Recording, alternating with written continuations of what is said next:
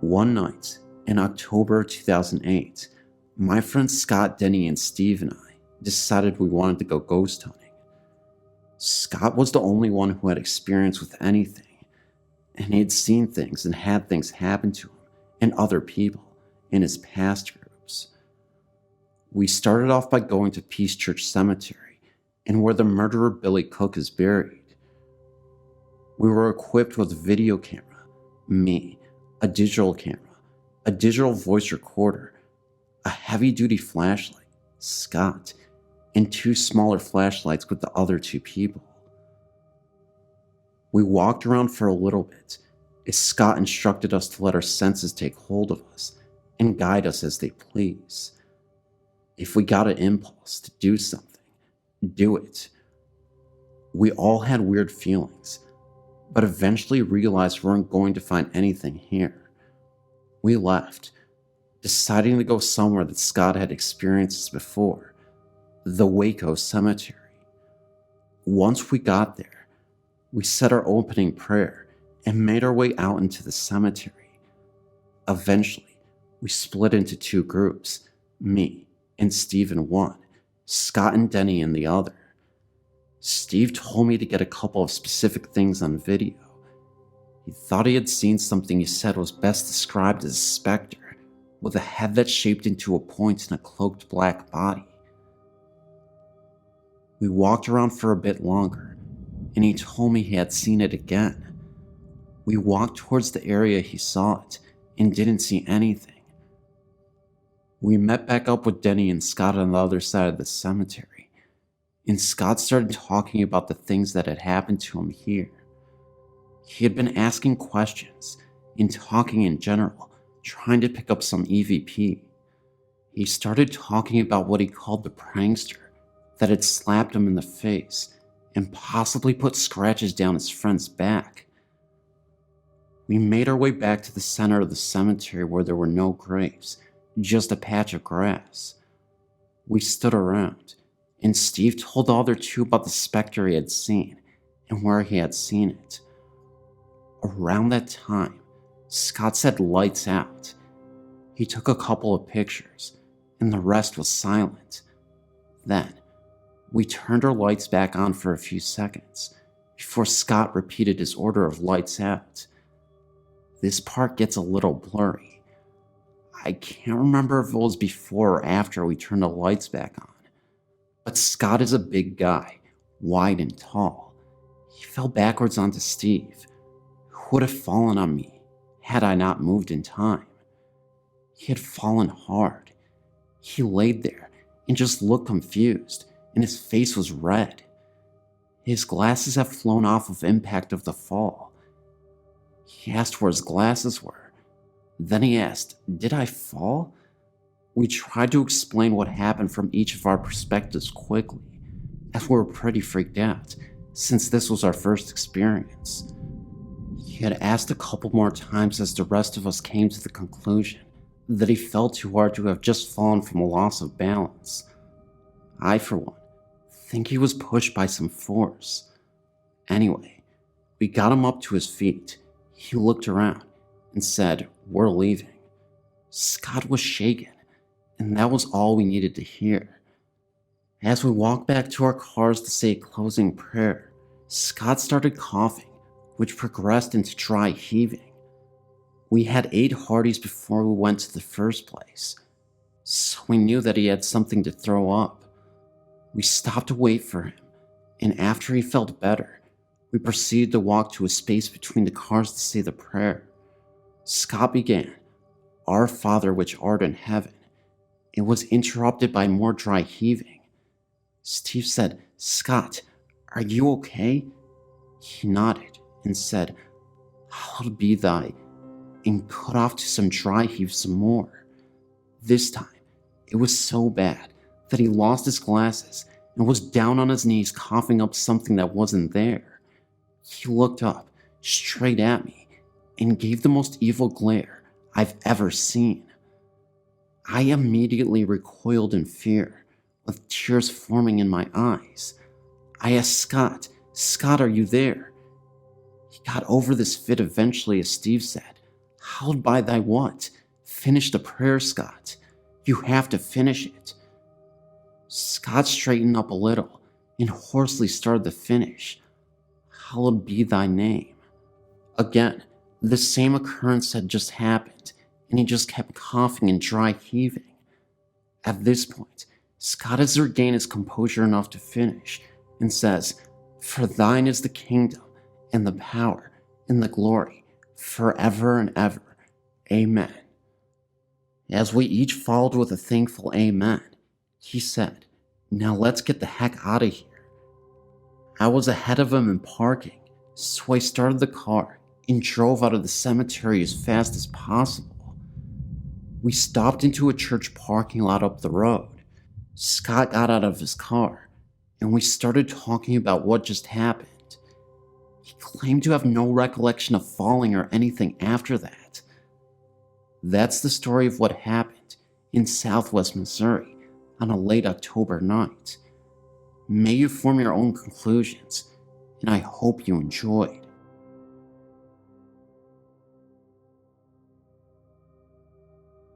I've felt the presence of ghosts at some places I've been or lived at. I've never had an experience of seeing a ghost, but I can walk into a place and tell if there's a ghost there. I know if it's a male, female, or child. I've seen dark shadows, but not all have been black. Some are gray, like the color of a rat. One night, a very good friend of mine came over and we started watching a movie and eating pizza. I saw the dark outline of a male child peeking around the corner of the kitchen. I told my friend Dawn, who is very religious, and at first she didn't believe me. I kept seeing the outline of a head and shoulders peeking around the corner. Then, about 5 minutes or so later, we started hearing a scratching noise. I told Dawn that's the ghost. She said it was just a mouse. Then, I heard a loaf of bread fall on the floor. The bread is kept on the counter far back next to the microwave. I got up to investigate. The bread was lying on the floor, but had no holes in it from a mouse. I put the bread back and went back into the living room. Dawn got up to get a glass of soda, and when she went into the kitchen, she yelled. She said the loaf of bread moved across the counter and dropped on the floor at her feet. She started praying. Every time she stopped praying, you could hear scratching noises. She kept praying, and the scratching continued. Then it got quiet. We finished the movie, and as we were talking, we noticed the lid on the pizza box, which was propped up, started to slip down. Instead of just falling down, it closed. This was very slowly. Dawn said she had enough and went home. She took the pizza and box home with her. She called me later that night and said that the ghost followed her home because her bread was constantly sliding off the counter, and she actually saw the pizza lid open when it was closed in the box. She said she threw the bread and pizza box off her balcony and prayed really hard. She didn't have any more problems, and our bread stayed on our counters after that.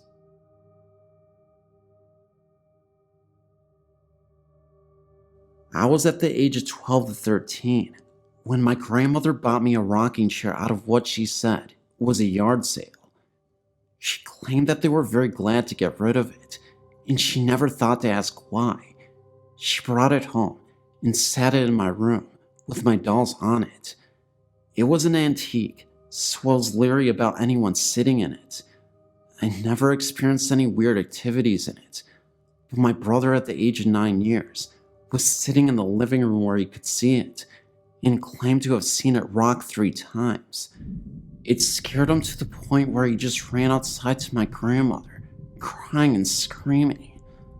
I was confused, and my grandmother told me to keep it closed and keep my door shut. Later, my aunt said she went into my room to get something, and she also seen it move.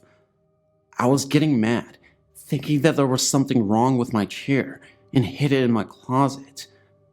The last person that had seen it move was my little cousin, due to us moving to another location. She agreed to keep it in her room, where she did not stay at the time, but went in and out of there when needed. She was doing her hair in a dresser mirror when she got a glimpse of the rocker moving. Then, to her surprise and fright, a little girl appeared. She said she was very beautiful in an older clothing. She screamed and ran from the room. It took her some time to calm down to tell what happened, and there I was, ready to get rid of it also. The one thing I did find out about the chair before giving it away was that it hated men. Due to my family's curiosity, my great uncle was determined to see it and experience it sliding away from him across the room. He was nevertheless very scared and left quickly. I'm glad I gave it away and didn't think twice, but never had it do anything in front of me.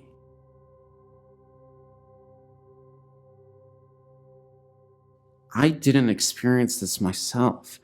It happened to my mother a couple months ago, and she told me about it after it happened.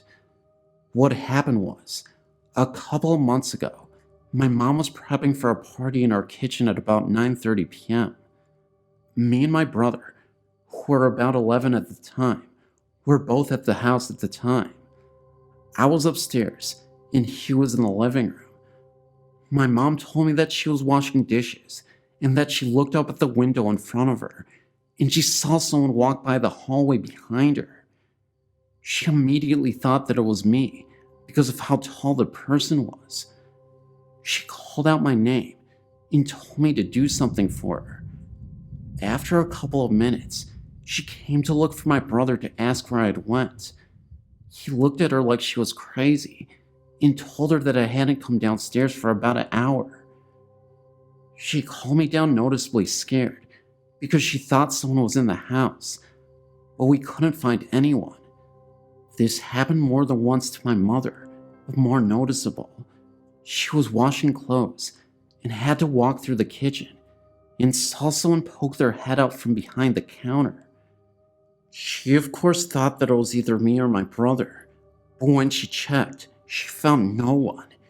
She called me immediately and told me what had happened, and now we believe that a ghost is in the house, but it doesn't show itself regularly. Two other things that have happened since then. One happened a couple months after that.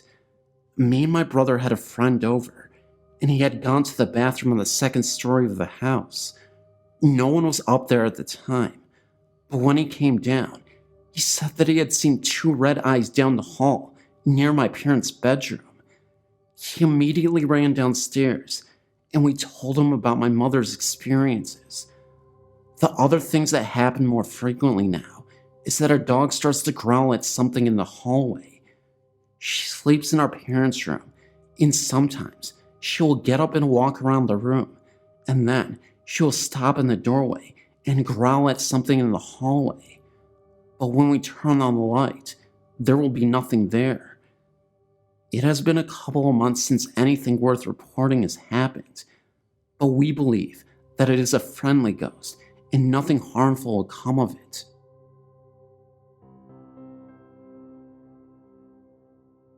Even though I'm terrified of this kind of stuff, reading stories and watching things on TV about it is very interesting to me. I have a story to share. It's still very fresh to me, even though it has happened many years ago that it has taken place. My husband and kids laugh at me when I tell them my story, just because some of the things that went on. They find it more humorously amusing than seriously true. This story took place when I was about 5 or 6 years old, in a house we lived at, in Oregon, Ohio. I really don't even know where to begin. The house was a 2-story home that wasn't huge, but sure wasn't small. I had 2 brothers, and they shared a bedroom with me, having my own bedroom right next to theirs. In their closet was this blue plastic hanging shoe rack that was left when we moved in. It was completely empty, except for a few bouncy balls and a metal jack in some of the pockets. Every day we would check these pockets because whenever we would empty them, there was always more the next day. I never thought anything weird about that. It was cool finding things in there. My room had a door that led to the closet.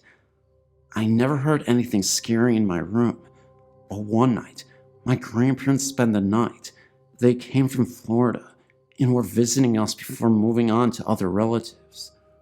In the middle of the night, everyone ran into the room because my grandpa woke up screaming. He said the cat had crawled onto the mesh part of the box spring and scared him. Everyone went back to bed and nothing was thought of it. Months went by and summer was here. My brothers and I used to all lay in the hallway upstairs outside our rooms in front of a box fan my dad would put up because it was so hot. Sometime in the middle of the night, my younger brother Mike woke up, I guess to sleep in my room, and began screaming. He said my older brother's Jake's face was on the wall scaring him. Jake had been laying in the hallway the entire time with me and Mike. Still, everyone shrugged it off like the other things that had happened and figured he was sleepwalking. I've heard things throughout the night on and off after the last incident, but the last and scariest part of the house that happened to me, and I'm not sure how much time in between this happened, is one night when I was sleeping with my cat. It was sometime in the middle of the night, and for some reason I woke up. My cat also woke up. My cat was tucked under my arm at my side, and all of a sudden, it opened its eyes wide and hissed with its hair standing up on its back. Then it darted out of my room. I didn't understand why the cat acted like this, and seconds later, at the end of my bed was this figure. It was definitely human, but was all white and misty. It had no features or limbs. The only feature I remember is seeing an O-like shaped mouth. It was just standing there, but then looked like it was moving slowly closer. I kicked my feet at it, and nothing happened. I just kicked right through it. I was scared to death and ran into my parents' room and slept there the rest of the night. I thought I heard sounds coming from the drawers in my dad's dresser the rest of the night, but never heard anything or seen anything since. My husband, like I said, finds this humorous, so last year, he bought some ball and jacks and placed them on my pillow and laughed. I would love to find out if anyone living in that house after or before me ever had any experiences like that. I always wondered why that thing would want to scare us like that.